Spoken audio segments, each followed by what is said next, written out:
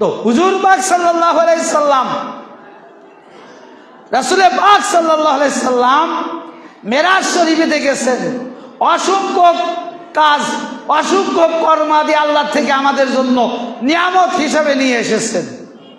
কিন্তু লক্ষ্য ছিল একটা, কারণ ছিল একটা, যে কারণে আল্লাহ তাআলা হুজুর পাককে মেরাজ শরীফে ডেকে নিলেন, মেরাজে গমন করলেন। সেটা হলো মা খাতুনে জান্নাত আতাহার পাককে এই ধরাধামে প্রকাশ করা। এটা মূল কারণ ছিল। এটা রাসূল পাক নিজে বলেছেন যে আমাকে যখন মেরাজ রজনীতে জান্নাত দেখানো হলো, জাহান্নাম দেখানো হলো, বিভিন্ন জায়গায় আমাকে নেওয়া হলো, আরে আল্লাহর তার হাবিবকে নিয়েছে তার কাছে ডেকে দেখাবে না? আপনার বন্ধু যদি আপনার বাড়িতে যায়, আপনি কি করবেন? আপনার ক্ষেত খামার থাকলে ক্ষেত খামার দেখাবেন, যারা ব্যবসা বাণিজ্য তারা ব্যবসা বাণিজ্যিক প্রতিষ্ঠান দেখাবেন, যে যে কর্মে থাকবেন ওইগুলাই তো দেখাবেন, যে বন্ধু এটা করছি, দেখো কেমন হয়েছে, এটা অমুক ছেলের জন্য করছি, এটা অমুক ছেলের জন্য করছি, এটা মেয়ে জামাইয়ের জন্য এরকমটা করছি। দেখাই না আমরা ভাই? দেখাই। কাকে? বন্ধুকে দেখান।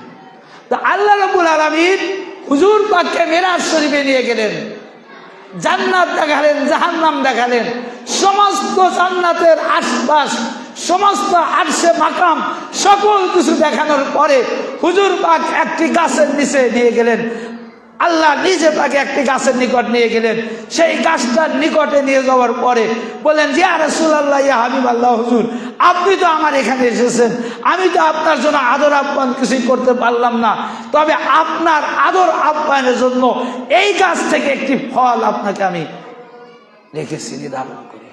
সেই ফলের নাম ছিল ওহী ফল। তো হুজুর পাক নিজে বলতেছেন যে যখন আমি ওই ওহী ফল ভক্ষণ করলাম, সঙ্গে সঙ্গে আমার শুনবে মা খাতুনে জান্নাত আতাহার পাক চলে আসলো।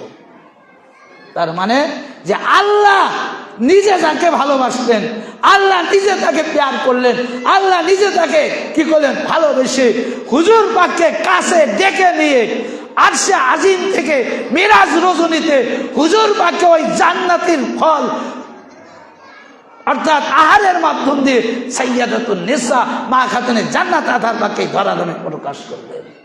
এনারা আমাদের মতো হয়ে আসেনি, এনাদের আগমন অন্যরকম।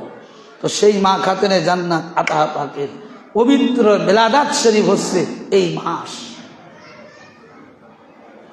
আর তানারই আওলাদ পাক মা খাতুনে জান্নাতের সন্তান পিরানে পীর, মিরানে মীর, রওশন জমির, দস্তগীর হযরতে শেখ আবু মোহাম্মদ মুহিউদ্দিন আব্দুল কাদের জিলানী, তানার পবিত্র 11 শরীফ আমরা হাজির হয়েছি।